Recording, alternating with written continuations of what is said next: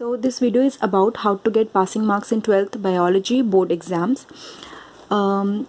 Boards में मैंने पहली बात तो चैप्टर्स लिखे हैं यूनिट वाइज कि कौन से यूनिट की कितनी वेटेज है। ठीक है, स्टार्ट करते हैं। रिप्रोडक्शन जो है वो 14 नंबर का आता है, जेनेटिक्स एंड इवोल्यूशन 18 का आता है, बायोलॉजी एंड ह्यूमन वेलफेयर जिसमें तीनों चैप्टर्स हैं वो 14 के हैं, बायोटेक्नोलॉजी 10 का है एंड इकोलॉजी एंड इन्वायरमेंट 14 का आता है। तो टोटल हो गया 70 एंड बाकी आपका प्रैक्टिकल अलग से होता है जिसके मार्क्स अलग लगते हैं। तो अगर मैं 70 में से लेके चलूँ तो 23 आपको चाहिए टू पास होने के लिए। ठीक है, नाउ रिप्रोडक्शन अगर मैं यूनिट को लेके चलूँ तो उसमें 4 चैप्टर हैं। रिप्रोडक्शन यूनिट का जो पहला चैप्टर है that is reproduction in organism, वो बहुत ईजी है।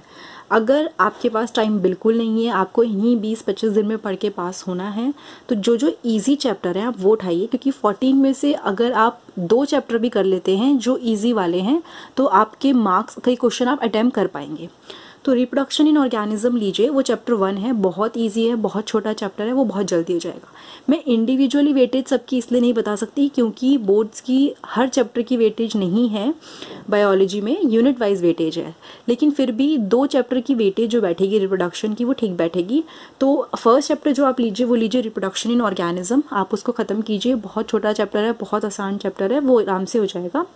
उसके बाद आप आइए रिप्रोडक्टिव हेल्थ पे। सेकेंड और थर्ड चैप्टर काफ़ी बड़े हैं, लेंदी हैं, इनफैक्ट सेकेंड चैप्टर ज़्यादा लेंदी है जो है रिप्रोडक्शन इन फ्लावरिंग प्लांट्स। तो उससे बेटर है कि इस टाइम क्योंकि पास होना प्रायोरिटी है तो उसके लिए ज़रूरी है कि आप वो चैप्टर उठाइए जो बहुत इजी हैं।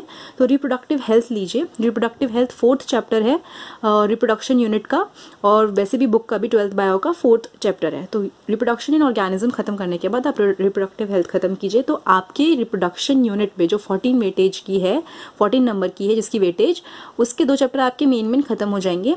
सेकेंड थर्ड को आप अभी के लिए छोड़ दीजिए। ठीक है, अब मैं आती हूँ genetics and evolution. Genetics and evolution में जिसकी वेटेज है 18 की, 18 मार्क्स की ये आती है बोर्ड्स में। उसमें जो चैप्टर है 5th एंड 6th वो काफ़ी लेंदी हैं, काफ़ी बड़े हैं। 6th स्पेशली जो मॉलिक्यूलर बेसिस ऑफ इनहेरिटेंस है वो बहुत बड़ा है, उसको अभी ढंग से थॉरोली पढ़ने का टाइम नहीं बचा है, तो उसमें से भी हम वो चैप्टर लेंगे जो काफ़ी ईजी, और वो है इवोल्यूशन।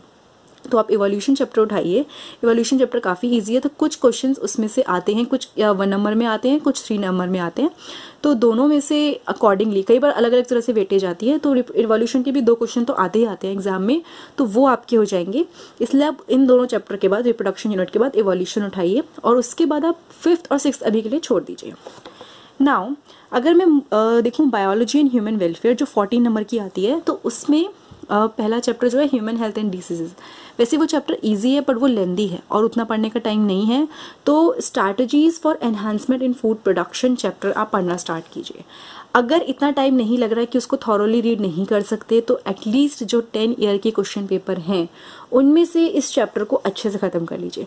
और मैं ये चीज़ सारे चैप्टर्स के लिए कह रही हूँ जो मैं स्पेशली मेंशन कर रही हूँ कि पढ़ने हैं, कि अगर उनको एक एक पेज को पढ़ने का टाइम आपको लग रहा है कि नहीं है, तो 10 ईयर तो उठाइए ही ज़रूर। मतलब उसमें से आपको इन चैप्टर्स के क्वेश्चन सॉल्व करने ही करने हैं और सारे क्वेश्चन करने हैं। ठीक है, चैप्टर 9 है स्ट्रैटेजीज।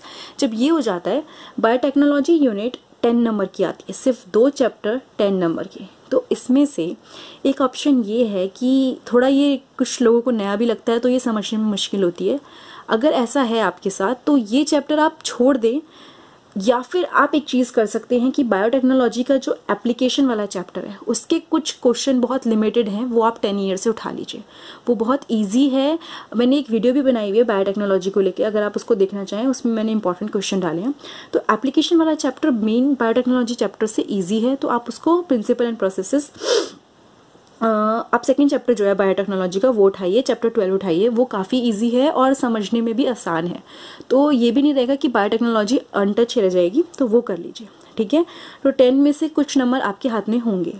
नाउ इकोलॉजी, अगर इन्वायरमेंट की बात करें तो वैसे तो इकोलॉजी एंड इन्वायरमेंट चारों चैप्टर काफ़ी ईजी हैं, बट स्टिल अगर हम कंसिडर करें टाइम कम होते हुए और 14 वेटेज होते हुए, फर्स्ट जो 2 चैप्टर हैं इकोलॉजी एंड एनवायरनमेंट यूनिट के, ecosystem and organism and population, वो थोड़े बड़े और लेंदी हैं, आप उनको स्किप कर सकते हैं।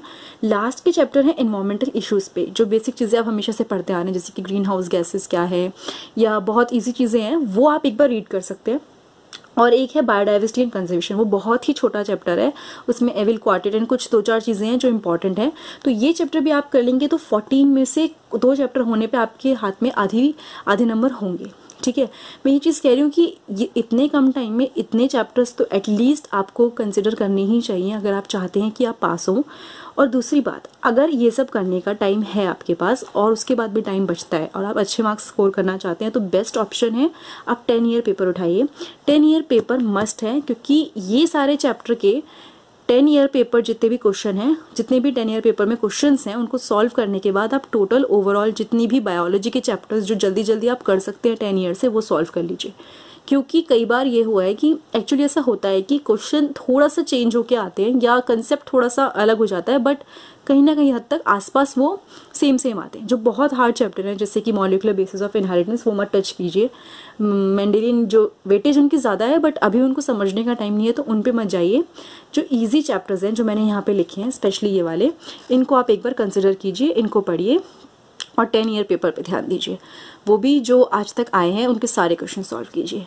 तो इस तरह से आप काफ़ी मार्क्स ले पाएंगे 70 में से, और बाकी तो आपके प्रैक्टिकल में आपको जो मार्क्स मिले होंगे उतने आ ही जाएंगे। बट आई थिंक 23 लाना, क्योंकि 70 में से 23 इज़ पासिंग, तो उतना मुश्किल नहीं है। तो थोड़ा सा आप इन चैप्टर को अगर देख के जाएंगे और 1 मार्क्स के जो क्वेश्चन आते हैं उनको सॉल्व कर लेंगे 10 ईयर में, तो पास होना इज़ नॉट दैट। अगर ये वीडियो आपको अच्छी लगी हो तो प्लीज़ लाइक, कमेंट, सब्सक्राइब करना मत भूलिएगा।